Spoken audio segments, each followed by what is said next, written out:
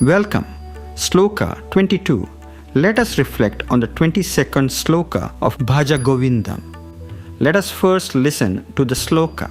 Rathya Charpata Viracita Kanthaḥ Punya Punya Vivarjita Pantaḥ Yogi Yoga Niyojita Chitto Ramate Balon Mattava Deva. This verse offers us a glimpse into the life of one who has attained true inner freedom. Jagadguru Adi Shankaracharya describes a liberated yogi whose outward appearance may seem unusual by ordinary standards.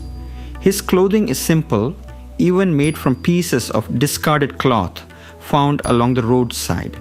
He is no longer concerned with possessions, wealth, or social status. His mind remains absorbed in yoga, established in the awareness of the divine. To the world, such a person may appear carefree like a child, or even eccentric like someone who has lost touch with ordinary life. Yet beneath this outward simplicity lies a profound spiritual truth. Shankaracharya is not asking all of us to imitate the external appearance of such a yogi. Rather, he is inviting us to understand the inner state that gives rise to such freedom. The liberated soul no longer seeks approval from society. Praise does not inflate the ego. Criticism does not diminish inner peace. Success and failure no longer define one's identity. The mind rests in something far deeper than public opinion or worldly achievement. The verse also speaks of moving beyond the duality of good and bad deeds. This idea can easily be misunderstood. It does not mean that a realized person ignores morality or acts without responsibility. On the contrary, such a person naturally lives a life of compassion, truthfulness, and kindness. The difference is that these actions no longer arise from ego or personal gain. They arise spontaneously from wisdom. Just as a flower naturally gives its fragrance without expecting anything in return, the enlightened person naturally expresses goodness without constantly calculating reward or recognition. This freedom is one of the highest expressions of spiritual maturity. Children provide an interesting example. A young child laughs wholeheartedly, forgives quickly, and lives completely in the present moment. There is very little concern about social image or personal status.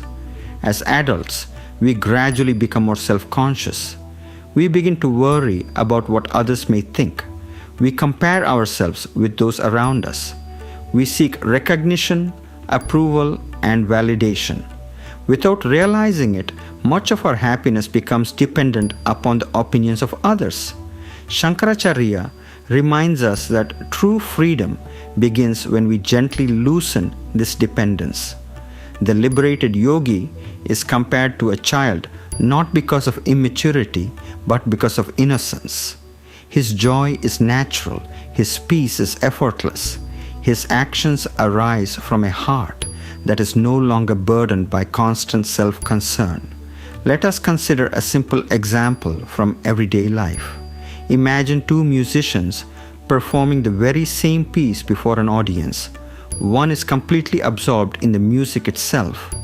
His attention is on expressing the beauty of the composition. The other spends the entire performance wondering whether people are applauding enough, whether someone is judging him, or whether he will receive recognition. Both perform the same notes, yet only one truly experiences the joy of making music. The difference is not in the performance. The difference is where the mind is resting. This example extends far beyond music. Whether we are working, raising a family, studying, serving others, or pursuing any meaningful goal, we experience greater peace when our attention is focused on doing our best rather than constantly seeking approval. Shankaracharya teaches that genuine freedom is an inner condition.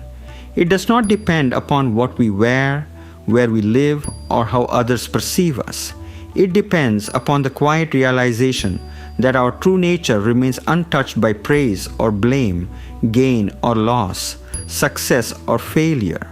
As we conclude this reflection, let us remember that the liberated yogi is not extraordinary because of his clothing or his lifestyle.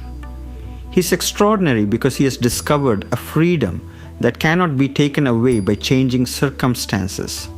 The more we learn to live with simplicity, sincerity, and inner contentment, the closer we come to experiencing that same freedom in our own lives.